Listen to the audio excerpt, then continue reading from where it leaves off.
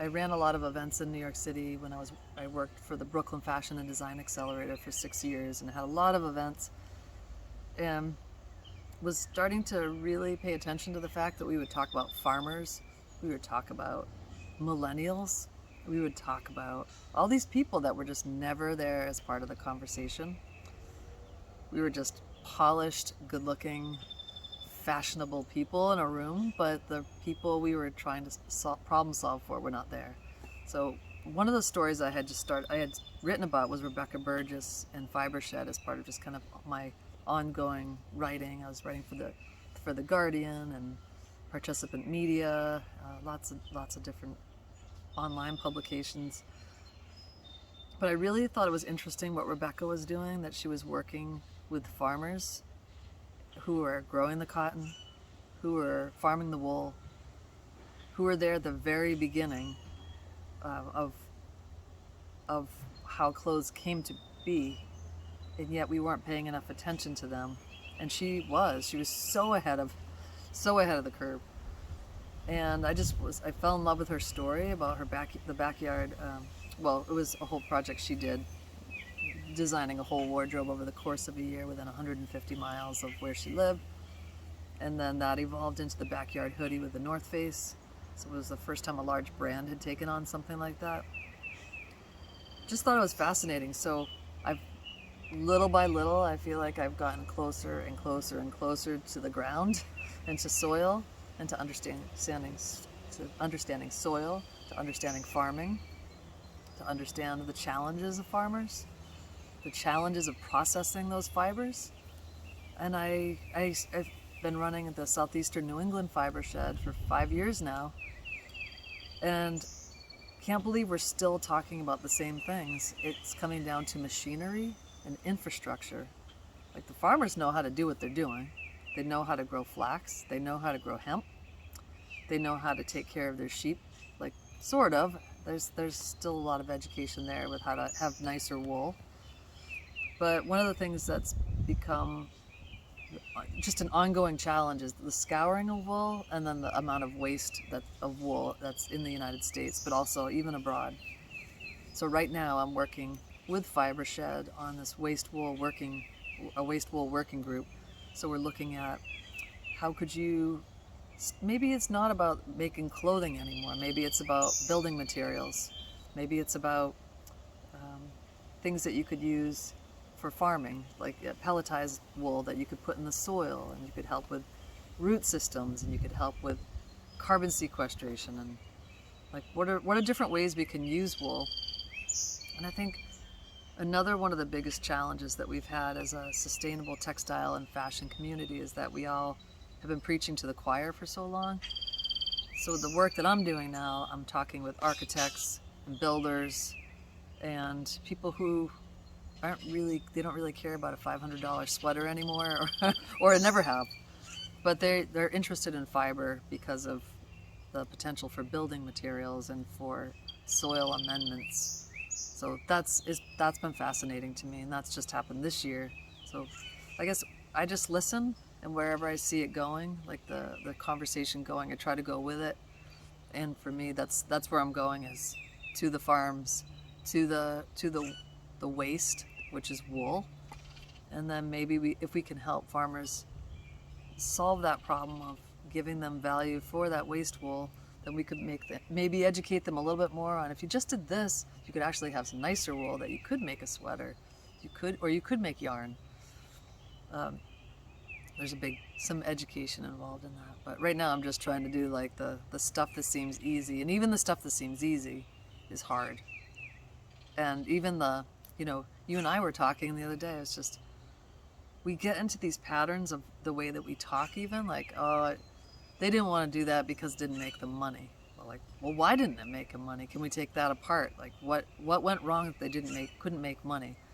I think for the longest time we've just settled in with the fact that it just can't be done. We just don't have the infrastructure here. We don't know how to run the machines here. We don't know how to make that here. We don't know how to do that here. It's like we've brainwashed ourselves that we don't know how to do this stuff anymore. And I don't believe that. I believe that we're smart people, like especially in this community, that we can problem solve and find ways to say, okay, like we weren't able to do it in the past, but now we can. And here's the plan for how we do it. And basically it comes down to money. So who wants to invest in this? Who wants to invest in this idea of, like I was saying, Laura Sansone from the New York Textile Lab, she talks about decentralization. How can we talk about diluting this a little bit from these people who have all the power when it comes to processing, even if they're small?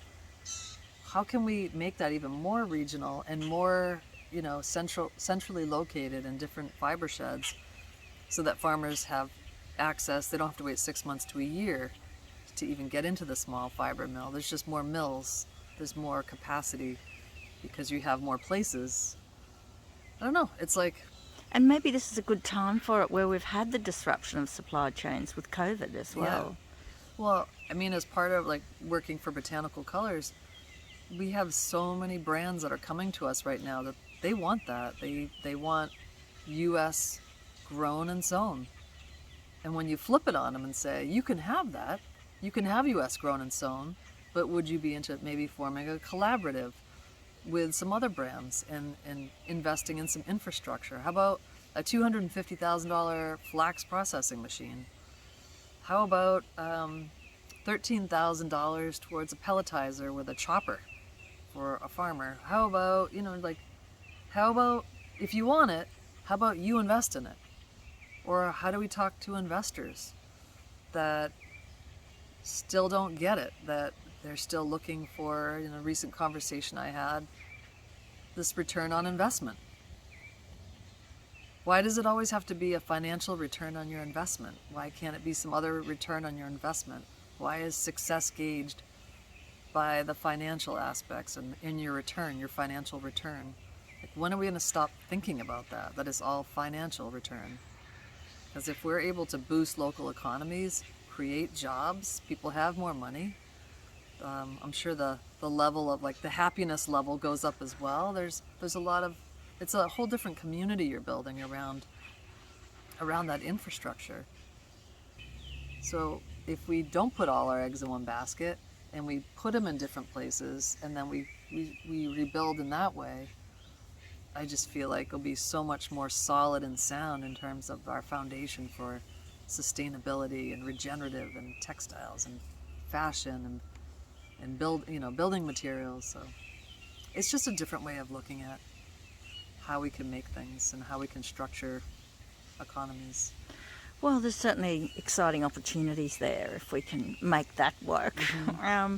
But just honing in on your personal approach to clothing now, how do you assemble your wardrobe, or what's it constructed of? I imagine you've got a lot of natural fibre there now. Yes, I don't have anything. I think I do have one vintage dress that's polyester that I got that I couldn't stand it. It was so cute.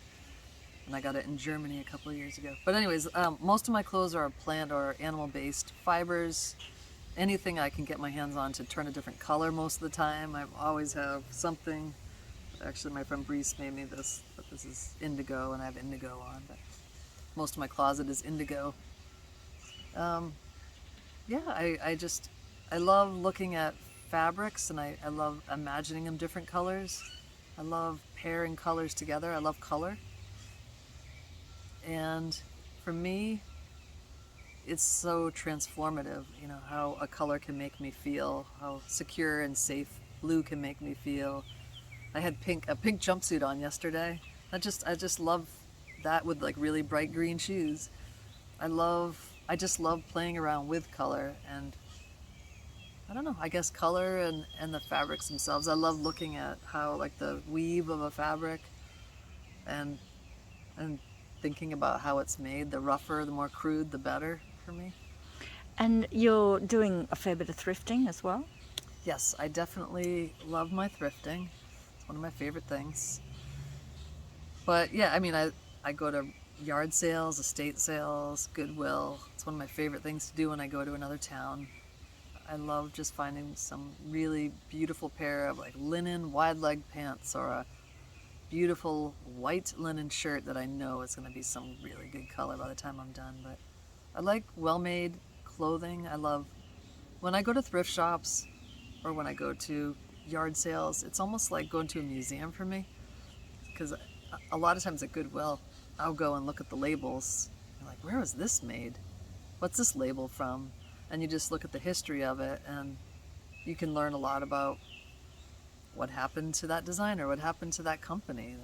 Like, how did those guys go under? It's almost an education in itself, just learning about the different labels. But yeah, I mean, it's just sort of an ongoing fun journey with clothes, and I barely ever shop brand new anything unless it's a really good friend has made it.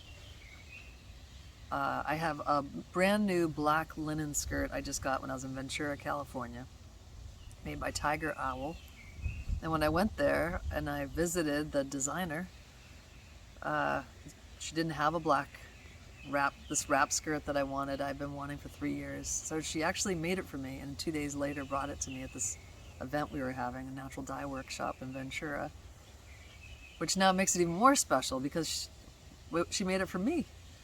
So that was really cool to me. And, so the attachment to clothes is important to you, the origin. And, can you talk a little bit about it, like you're excited by colour, but well-being in your wardrobe, what does that consist of? Like, what makes you feel good about what you're wearing? well, comfort makes me feel very good about my well-being and how comfortable I am in those clothes. And the older I get, the more I feel like I'm becoming Annie Hall or an arts and crafts teacher from middle school. But yeah, I don't know. I like clothes that can change and move with me. I definitely do mending. I mend my jeans. I have a pair of jeans that I've had for too long to get rid of, so I just keep, thanks to Katrina Rodabaugh teaching me how to do my mending and shibori stitching. I do that, so I've got a great pair of jeans. I started with her, and I've been using them now for 5 years and just keep patching them. I do little simple things. I always keep a little sewing kit with me. If a button falls off, I can put my button back on. Simple things like that. But no, for me, it's not. I appreciate other people, like the construction of the clothing that they do. But I love the details in clothing. But it's just not. But when you're dyeing, you get excited, don't you? That gives you a sense of well-being when you're changing colour in your clothes. Got a pot on the boil.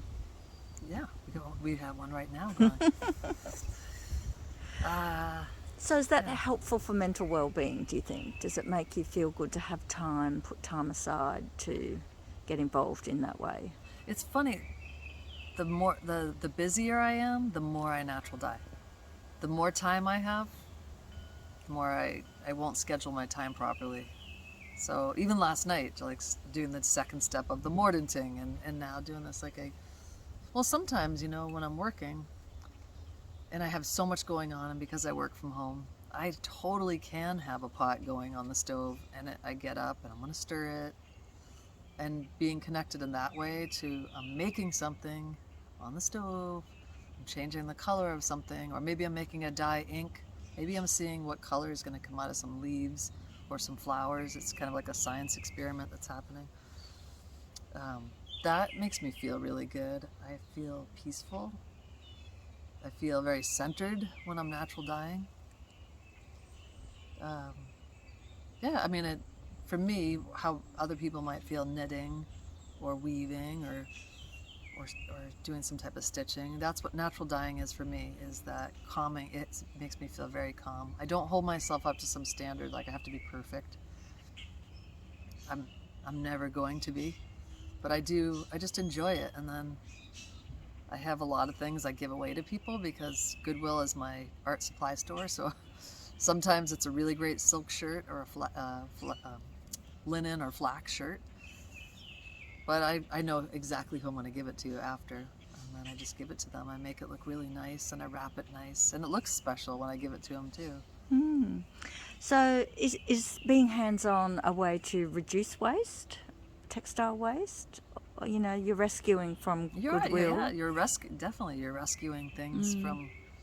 There's only so long that white linen shirt's gonna stay at Goodwill before it's sent somewhere to be incinerated. There's just so many beautiful pieces of clothing out there, and it's a fine line. You don't want to be like some hoarder. You don't want to be like crazy. Like, so I walk out of places all the time with nothing in my hands at all. I don't need another white t-shirt unless I'm making a t-shirt necklace for somebody, which I do that frequently. I get white t-shirts and make the necklaces now. But yeah, it's always about saving things from, something's just it's too good of a dress. It's too beautiful. You've got to be kidding me. I remember there was a time I would go to Goodwill, and I don't know what happened post-pandemic, but pre-pandemic, the Goodwill here was really, really super good. I don't know what happened to it. It's still good, but not like it was before. But I would take pictures and put it up on social media and be like, okay, seriously, who wants this? Can I get it for you? Please tell me, it's $4. Just meet me somewhere. I've met people all over town here, and just like, here's your jean jacket. Here's your really cute handmade Afghan. Here is that silk shirt, or that incredible linen shirt, or linen pants, or yeah. I feel like I'm saving clothes from incineration. What do you think that brands and councils and governments could be doing to help reduce the burden of the fashion industry?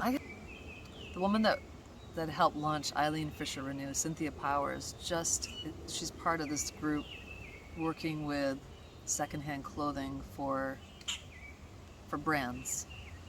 So brands are noticing that all their clothing is being resold on sites like ThredUp, Poshmark, The RealReal, and more. And so they're like, I want to get in on that. This is ridiculous. These are our clothes. So there's a movement right now. Eileen Fisher's Renew's been doing it. Patagonia does it. Worn Wear. Patagonia does. Eileen Fisher has Eileen Fisher Renew. My bedding right now from Koyuchi is called Second Home, which is finding their gently worn duvet covers and bedding a second home. I first thought it was like a second home. I was like, what? It sounds... So this is about stewardship, isn't it? It's about creating a product and then managing it through. That's a great way its to life. say it. Yeah, you're managing. If you can't manage it, like the actual design for decomposing or decomposition, can you manage it at least a little bit longer than just going out of one store? Can you manage it to have a couple different lives, and what does that look like? And I think that's what this new organization, which I'll get back to you on, what they're doing and how they're trying to take that, ownership or stewardship over their clothes they've already made. And this article that I read on it, they were talking about how, they are able to save money, because it comes down to money. They're able to save money and natural resources at the same time, because it's like they're curating what they've already created, which is interesting.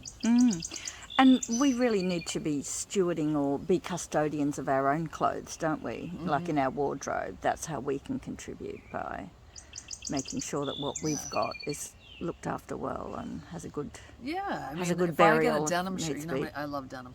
But when I get a denim shirt, if I find a better denim shirt than the denim shirt I currently love, I pass that denim shirt on to somebody. And I don't have anything that's a duplicate in my closet. I trade out. The new denim skirt comes in, the old denim skirt goes out. I still love it, but I'm not going to have a million denim skirts or denim shirts or indigo dresses. If I want to do another indigo dress, I already have 2 or 3 in my closet right now, or 4 different styles. It's adding up, Amy. But yeah, I will be passing those on. I also, when I do buy clothes at Goodwill, and I do think about how many use them, I do think about how many seasons can I wear this, and hopefully I can wear it through any season, depending on how I layer it. So that's a really big piece to me. I don't buy anything well, if it's for summer, shorts, okay. I've had the same two pairs of Goodwill shorts that I dyed indigo forever. Side note, I hate shorts.